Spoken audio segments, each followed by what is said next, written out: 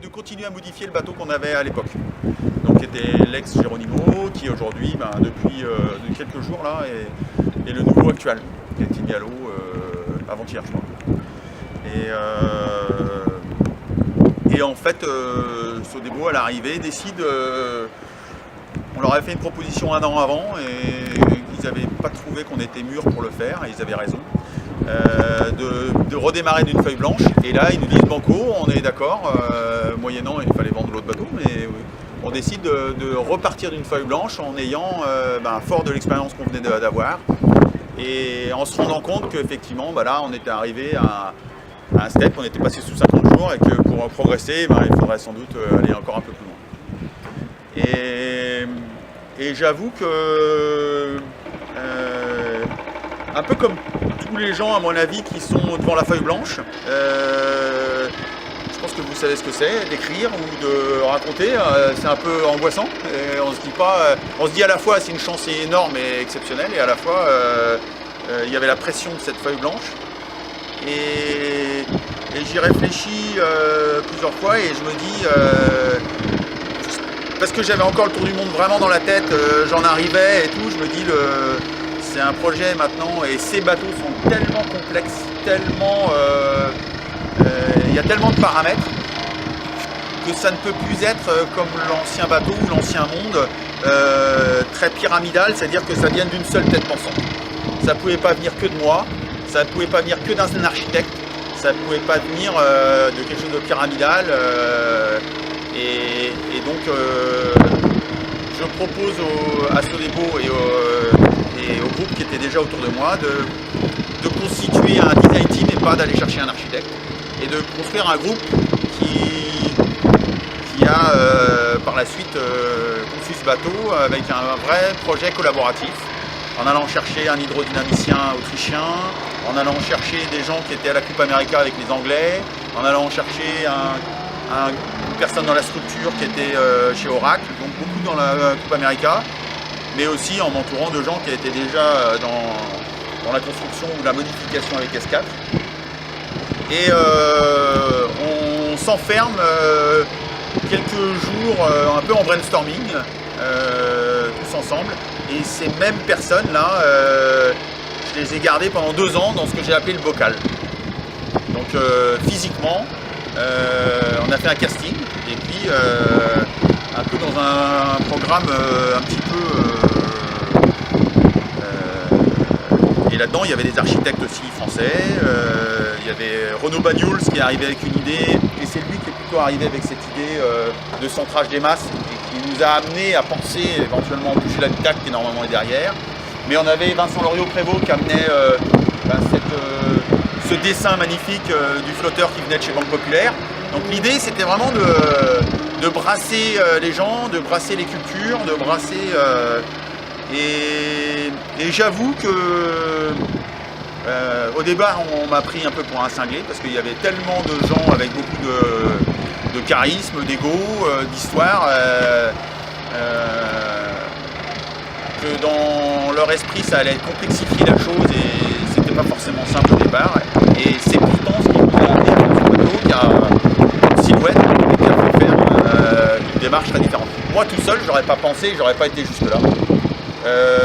Avec que Vincent Loriot-Prévost on n'aurait pas été jusque là, qu'avec Renaud Bagnouls on n'aurait pas été là, qu'avec Martin Fischer on n'aurait pas été là, Yves Mignard et ainsi de suite. Mais c'est ça qui au jour d'aujourd'hui c'est le témoin de ça finalement, de ce qu'on dévoile aujourd'hui.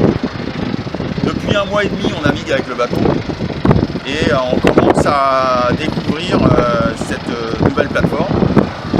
Alors cette nouvelle plateforme, elle part effectivement au départ, la première origine, elle est aussi qu'on s'est entouré aussi de gens comme Romain Dumas, pilote chez Porsche en voiture. On est allé chercher des gens dans l'aéronautique, on est allé chercher, et dans les sports mécaniques en général aujourd'hui, dans les sports modernes de mécanique, le centrage des masses, l'aérodynamisme, ce que nous on a appelé dans notre jargon la vitesse passive. Et on a dans l'arborescence de la vitesse, j'ai essayé de distinguer la vitesse passive et la vitesse active. La vitesse passive, c'était d'enlever tous les freins, mais c'était d'enlever aussi tout ce qui est relié à la vitesse, mais qui n'est pas lié directement à une action de l'homme. Donc Donc la vitesse passive, c'est l'aérodynamisme du bateau. C'est pour ça qu'on est allé très loin. Le design, il le montre très vite. Le centrage des masses, par exemple, c'est une vitesse passive où une fois que vous avez installé les masses dans le bateau, c'est plus l'homme qui décide. Et en fait, en travaillant comme ça, on s'est aperçu, et c'est ça qui nous a fait croire à ce projet, c'est que habituellement, quand vous faites un bateau, c'est plutôt des compromis. C'est-à-dire que vous mettez quelque chose à un endroit, mais ça enlève quelque chose à un autre endroit. Et habituellement, et ça a été une vraie réflexion qui est venue quand on a discuté avec les 3 sœurs de chez Sonebo, qui ont essayé de m'expliquer quand elles avaient une bonne idée. Souvent, c'était pas une somme de compromis, mais c'était quand les choses, ça créait une spirale intéressante qui, effectivement, quand tu bouges un truc, ça en fait bouger un autre, mais pour bien positif. Et là, le fait de centrer les masses, d'accepter que l'habitacle soit devant le mât, ça nous permettait d'un seul coup de descendre le centre de gravité du mât, d'aller chercher l'effet de plaque hydrodynamique de la baume, et d'un seul coup on s'est dit là on tient quelque chose qui est intéressant parce que pour une fois c'est pas un compromis, mais ça crée une autre dynamique, et comme l'axe de puissance du bateau il est basé sur les foils, effectivement tout ça se combinait très très bien. Et par contre, il fallait accepter une chose, et ça venait de moi, c'est de sortir de ma zone de confort au sens propre ou au sens figuré, effectivement, architecturalement parlant, de bouger ce qui habituellement était à 7 mètres derrière le centre de gravité. Le centre de gravité, en gros, il est juste devant le mât, dans un bateau. Et donc 25% de la masse du bateau, on l'a déplacé pile au centre de gravité. Ce qui fait que quand vous poussez très très fort sur les foils, et c'est ça qui change aujourd'hui, parce que vous allez me dire, mais pourquoi on n'a pas fait ça avant ? Avant, il n'y avait pas de foil. Donc en fait, quand vous aviez 25% de la masse du bateau, dès que le bateau accélérait, le bateau il avait tendance à plutôt piquer du vide. Aujourd'hui, plus le bateau va vite et plus il se met à cabrer. Et en fait, la masse qui était là-bas, elle est compensée par les petits pans porteurs qui sont là. Et on n'arrêtait pas nous aujourd'hui, on n'arrête pas de penser à le remettre sur le nez. Donc on s'est dit, comme sur un avion, comme sur un modélisme, plus vous axez les choses par rapport à cet axe des foils, et plus le bateau il devient stable. Ou finalement, je ne sais pas s'il devient stable. Je serais malhonnête de dire ça au jour d'aujourd'hui après l'avoir essayé. Mais moins il faut d'efforts pour le rendre stable.